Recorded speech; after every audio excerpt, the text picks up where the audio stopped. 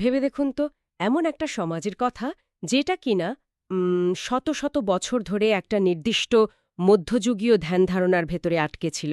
হ্যাঁ, একটা স্থবিরতা বলা যায়। একদম। আর তারপর হঠাৎ করেই মানে কয়েক দশকের ব্যবধানে সেই সমাজটা বিশ্বমানের সব বিজ্ঞানী, সাহিত্যিক আর দার্শনিকের জন্ম দিতে শুরু করল। এবং সবচেয়ে ইন্টারেস্টিং বিষয়টা হলো, তারা কিন্তু নিজেদের প্রাচীন অতীতকে পুরোপুরি ছুঁড়ে ফেলে দিয়ে আধুনিক হয়নি। ঠিক, তারা মূলত তাদের প্রাচীন ঐতিহ্যের সাথে আধুনিক বিজ্ঞানের একটা বড় সড় সংঘর্ষ ঘটিয়েছিল। আর চিন্তাধারার এই অভূতপূর্ব বিস্ফোরণটাই ঐতিহাসিক নথিপত্রে বাংলার নবজাগরণ বা বেঙ্গল রেনেসা নামে পরিচিত। হ্যাঁ, আজকের এই গভীর আলোচনায় আমরা এটাই বোঝার চেষ্টা করব যে কিভাবে একটা পরাধীন সমাজ এই বিশাল মনস্তাত্ত্বিক রূপান্তরের ভেতর দিয়ে গেল। আমাদের টেবিলে থাকা বিভিন্ন প্রবন্ধ আর ঐতিহাসিক নথির ভিত্তিতে এই সময়ের মূল বিষয়গুলো আমরা আজ বিশ্লেষণ করব। আচ্ছা, বিষয়টা একটু ভেঙে দেখা যাক, কারণ আমার কাছে মনে হয় এই আলোচনাটা ভীষণ রোমাঞ্চকর। একটা পরাধীন জাতি কিভাবে নিজেদের শেকড় ঠিক রেখে বাইরের বিশ্বের সাথে মিলে একটা নতুন চিন্তাধারার জন্ম দিল, সেটা জানাটা খুব জরুরি। আসলে এই যে প্রাচীন ঐতিহ্যের সাথে আধুনিকতার সংঘর্ষ, এই দ্বন্দ্বটাই পরিবর্তনের মূল চাবিকাঠি ছিল। গবেষণাপত্রগুলো ঘাটলে পরিষ্কার বোঝা যায় যে এটা কোনোভাবেই ইউরোপীয় জ্ঞানদীপ্তি বা এনলাইটেনমেন্টের অন্ধ অনুকরণ ছিল না।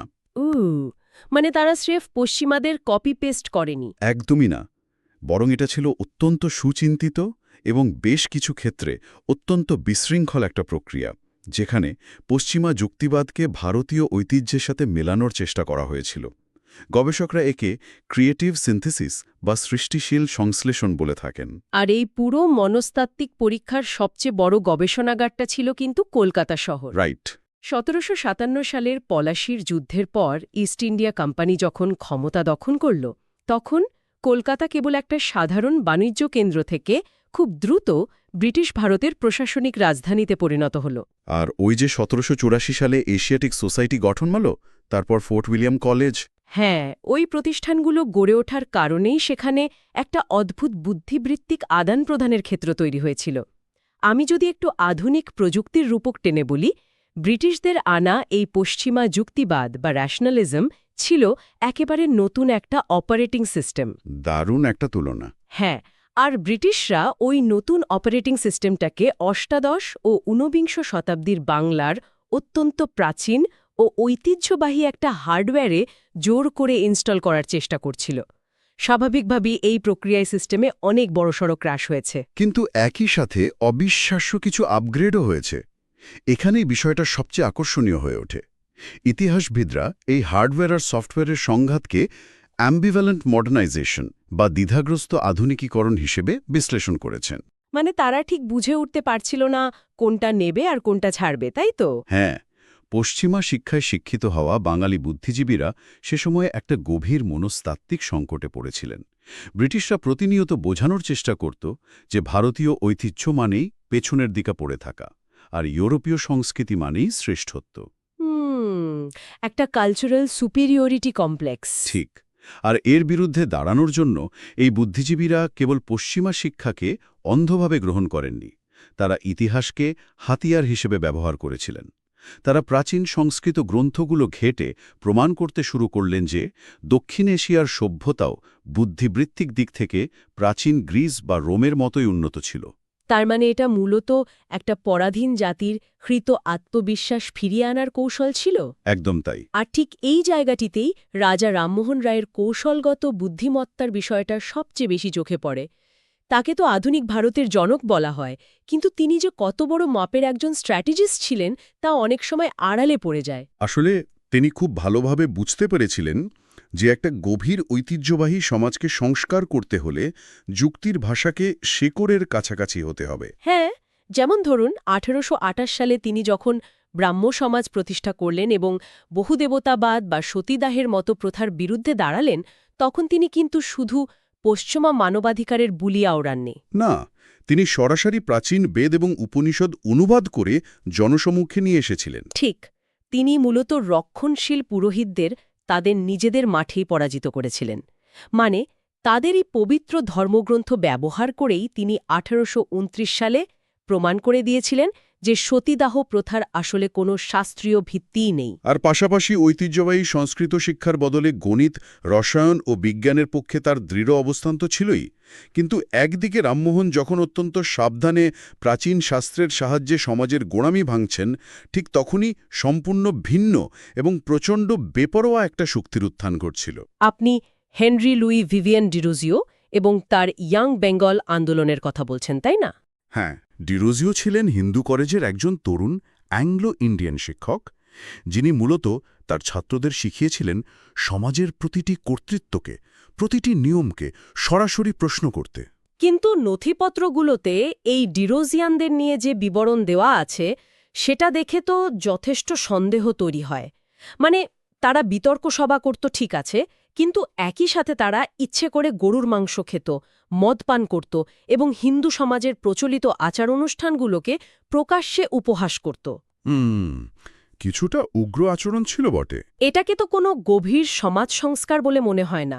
এটা বরং অনেকটা বয়ঃসন্ধিকালের সাধারণ বিদ্রোহী আচরণের মতো শোনায়, যেখানে শুধু প্রচলিত নিয়ম ভাঙার জন্যই নিয়ম ভাঙা হয়। এই ধরনের আচরণ কি সে সময়ে সাধারণ মানুষের জীবনে আদৌ কোনো কাজে এসেছিল, নাকি তারা কেবল কিছু সুবিধাপ্রাপ্ত ঘরের বখে যাওয়া তরুণ ছিল? দেখুন, সাধারণ মানুষের জীবন থেকে তাদের এই বিচ্ছিন্নতার সমালোচনাটা ঐতিহাসিকভাবে অত্যন্ত শক্ত। তাদের এই আন্দোলন অনেকটাই সাধারণ মানুষ থেকে দূরে, বলতে গেলে শূন্যের উপর ভাসমান ছিল। তাই তো মনে হয়। কিন্তু তাদের কেবল বিদ্রোহী তরুণ বলে উড়িয়ে দিলে এই আন্দোলনের গাঠনিক প্রভাবটা অস্বীকার করা হয়। তারা এমন একটা সমাজে সেকুলারিজম বা ধর্মনিরপেক্ষতা এবং মুক্ত চিন্তার চর্চা স্বাভাবিক করার চেষ্টা করছিলেন, যে সমাজটা কঠোর জাতিভেদ প্রথা দ্বারা নিয়ন্ত্রিত ছিল। ডিরোজিও নিজে তার কবিতায়, ওই যে to India my native land কবিতায়, ভারতের হারানো গৌরব নিয়ে যে জাতীয়তাবাদী অনুভূতি প্রকাশ করেছিলেন, সেটা পরবর্তীকালে ব্রিটিশ বিরোধী আন্দোলনের ভিত নাড়িয়ে দিয়েছিল। একদম। তারা মূলত সমাজের মনস্তাত্ত্বিক শেকলটা ভাঙার কাজ করেছিলেন। তার মানে ডিরোজিয়ানরা প্রথম ধাক্কাটা দিয়েছিল, আর রামমোহন রায় সেই পরিবর্তনের দার্শনিক নকশা তৈরি করেছিলেন। কিন্তু শুধু দার্শনিক নকশা দিয়ে তো আর একটা সমাজ গড়ে ওঠে না। না, এর জন্য একটা প্রাতিষ্ঠানিক ভিত্তি দরকার। আর এখানেই ঈশ্বরচন্দ্র বিদ্যাসাগরের নাম চলে আসে। তিনি কেবল সংস্কারের কথা বলেই থেমে থাকেননি। তিনি 1856 সালে হিন্দু বিধবা বিবাহ আইন পাশ করানোর জন্য রীতিমতো আইনের ভিত নাড়িয়ে দিয়েছিলেন। বিদ্যাসাগরের পাণ্ডিত্য আর আইনি লড়াইয়ের পদ্ধতিটা সত্যি অভাবনীয় ছিল। যে সমাজে অল্পবয়সী মেয়েদের জোর করে চরম অমানবিক জীবনযাপনে বাধ্য করা হতো, সেখানে তিনি প্রাচীন পরাশর স্মৃতি ঘেঁটে প্রমাণ করেছিলেন যে বিধবা বিবাহ আইনত বৈধ। শুধু তাই নয়, তিনি বাংলা বর্ণমালা এবং শিক্ষা ব্যবস্থাকেও নতুন করে সাজিয়েছিলেন। তাকে প্রতিনিয়ত মৃত্যুর হুমকি পেতে হয়েছে। তবুও তিনি অত্যন্ত সুশৃঙ্খলভাবে রক্ষণশীলদের প্রতিটি যুক্তি খণ্ডন করেছেন এবং মেয়েদের জন্য স্কুল প্রতিষ্ঠার মাধ্যমে তিনি এই বদ্ধমূল ধারণাটাও ভেঙেছিলেন যে নারী শিক্ষিত হলে সমাজ বা সংসারের কাঠামো ভেঙে পড়বে। কিন্তু একটা বিষয় ভেবে দেখার মতো, আইন বদল করা বা স্কুল তৈরি করার মাধ্যমে হয়তো সমাজের বাহ্যিক কাঠামোটা বদলায়, কিন্তু মানুষের ভেতরের অনুভূতি তো আর শুধু আইন দিয়ে বদলানো যায় না।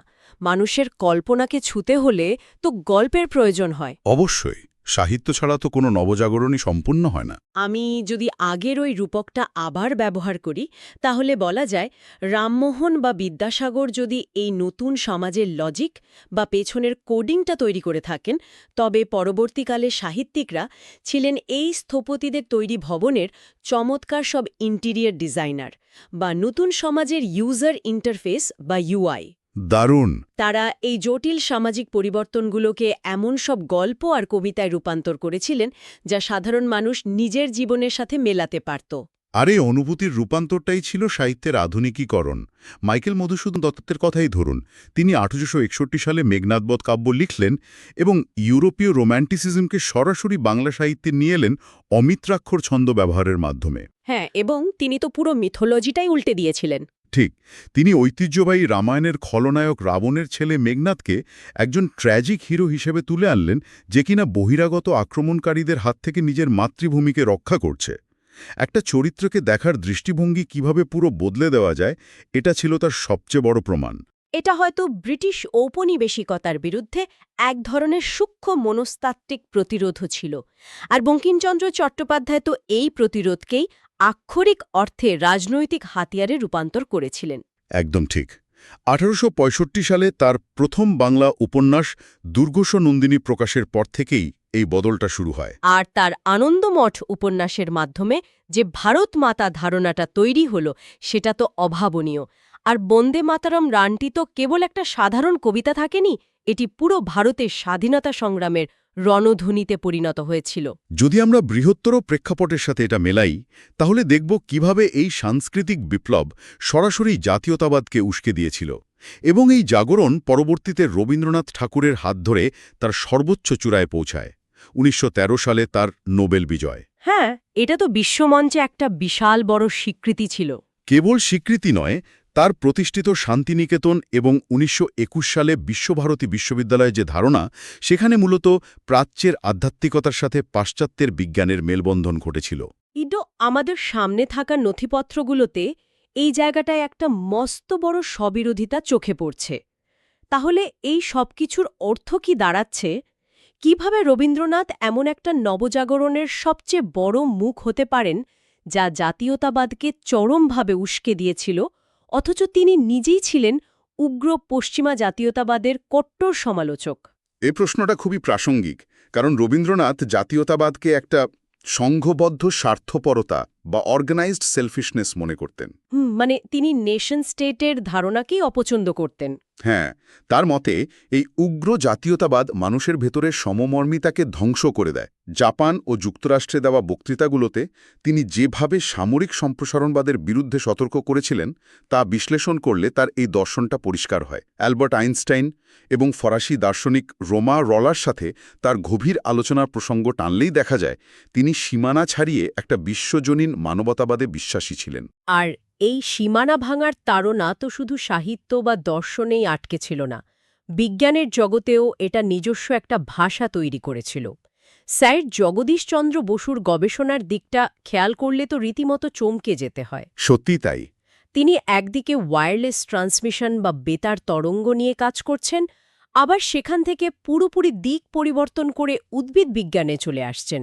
ক্রস্কোগ্রাফ আবিষ্কার করে প্রমাণ করছেন যে উদ্ভিদেরও প্রাণীর মতো সাড়া দেওয়ার ক্ষমতা আছে। মানে একই মানুষ পদার্থবিজ্ঞানের জটিল তরঙ্গ নিয়ে কাজ করছেন, আবার উদ্ভিদের অনুভূতি নিয়ে গবেষণা করছেন।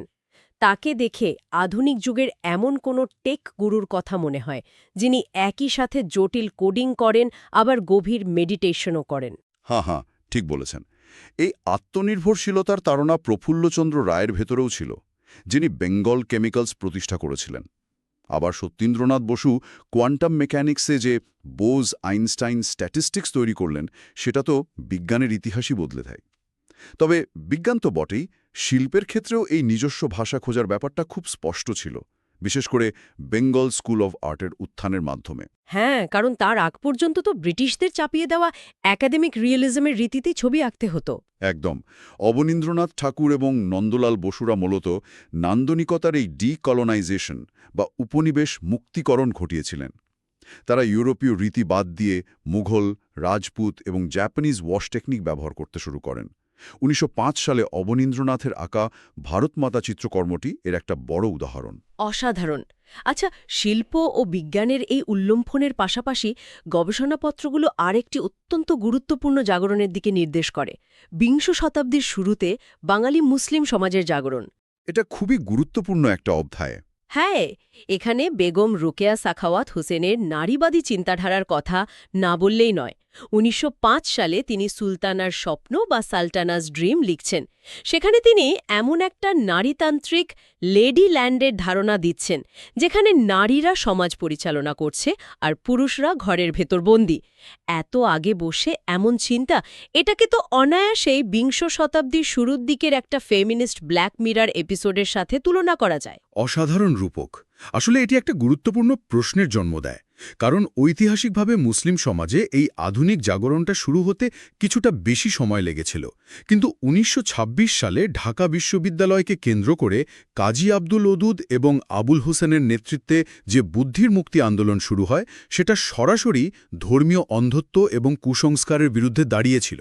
হ্যাঁ, তাদের ওই প্ল্যাটফর্ম মুসলিম সাহিত্য সমাজ মূলত যুক্তিবাদ ও ধর্মনিরপেক্ষতার চর্চা শুরু করেছিল। ঠিক, আর এই চর্চাই পরবর্তীকালে স্বাধীন বাংলাদেশের সাংস্কৃতিক পরিচয়ের ভিত গড়ে দেয়। এতক্ষণ তো আমরা এই নবজাগরণের বিশাল সব অর্জন নিয়ে আলোচনা করলাম, কিন্তু আমাদের কাছে থাকা নথিপত্রগুলোর একেবারে শেষের দিকের অংশটা এই পুরো আখ্যানকে একটা সম্পূর্ণ ভিন্ন সমালোচনামূলক দৃষ্টিকোণ থেকে দাঁড় করায়। আপনি সাবল্টান বা নিম্নবর্গের ইতিহাসের কথা বলছেন। হ্যাঁ, ১৭৭০-এর দশক থেকে রুনজিৎ গুহ এবং সুমিত সরকারের মতো সাবল্টান ঐতিহাসিকরা দাবি করছেন যে এই পুরো নবজাগরণ ছিল মূলত উচ্চবিত্ত, ইংরেজি শিক্ষিত, ভদ্রলোক শ্রেণীর মধ্যেই সীমাবদ্ধ। ব্রিটিশদের চিরস্থায়ী বন্দোবস্তির সুবিধাভোগী এই জমিদার শ্রেণী মূলত এর নেতৃত্বে ছিল। হ্যাঁ, এবং সাবল্টান ঐতিহাসিকদের মতে এর ফলে গ্রামীণ কৃষক, নিম্নবর্ণ এবং মুসলিম জনগোষ্ঠীর একটা বড় অংশ সম্পূর্ণ প্রান্তিক হয়েছিল। এখান থেকেই আসলে একটা বড় দার্শনিক প্রশ্ন ওঠে। এই যে সংস্কারকদের সীমাবদ্ধতা, এটা কি আসলেই আমরা ফলস কনশাসনেস বা ভ্রান্ত চেতনা বলবো, নাকি আমাদের এটা মেনে নেওয়া উচিত যে তারা সে সময় তাদের আধা সামন্ততান্ত্রিক কাঠামোর ভেতরে থেকে সর্বোচ্চ যতটুকু করা সম্ভব ঠিক ততটুকুই করেছিলেন? দেখুন, ইতিহাস সব সময় বহুমাত্রিক হয়। এই ঐতিহাসিক বিতর্কের গুরুত্ব অনেক। নবজাগরণ কোনো একক বা মসৃণ জাগরণ ছিল না, বরং এটা ছিল ঔপনিবেশিক আধুনিকতা এবং গভীর সাংস্কৃতিক ঐতিহ্যের একটা জটিল ও অনেক ক্ষেত্রে সাংঘর্ষিক সহাবস্থান। সংস্কারকদের সীমাবদ্ধতা ছিল, কিন্তু তাদের তৈরি করা কাঠামোগুলোই পরে সমাজ পরিবর্তনে কাজে লেগেছিল। একদম ঠিক। এবং বাংলার এই নবজাগরণ কিন্তু শুধু বাংলাতেই আটকে থাকেনি, পুরো ভারতে ছড়িয়ে পড়েছিল। যেমন দক্ষিণ ভারতে কান্দুকুরি বীরেশলিঙ্গমের নেতৃত্বে তেলেগু রেনেসাঁ শুরু হয়েছিল। আবার ১৮৯৩ সালে শিকাগোতে স্বামী বিবেকানন্দ যখন বেদান্ত ও যোগদর্শন নিয়ে কথা বলেন, সেটা পাশ্চাত্যে ভারতীয় দর্শনের বৈশ্বিক বিস্তার ঘটিয়েছিল। ঠিক। আচ্ছা, এই আলোচনার শেষে একটা জিনিস খুব মনে দাগ কাটছে। নবজাগরণের ইতিহাস আমাদের শেখায় যে আধুনিকতা কখনোই শূন্য থেকে তৈরি হয় না।